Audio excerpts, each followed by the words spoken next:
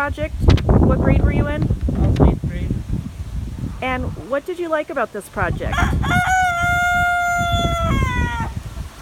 it was kind of cool that we didn't have to be in class, and it was also satisfying actually making something.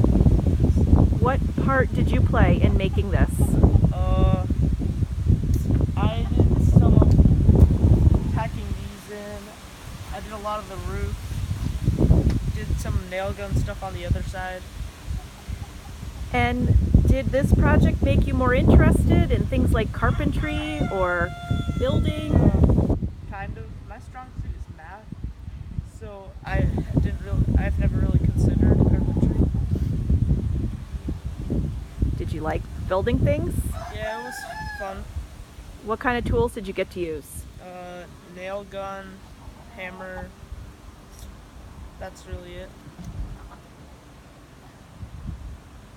How about a balk?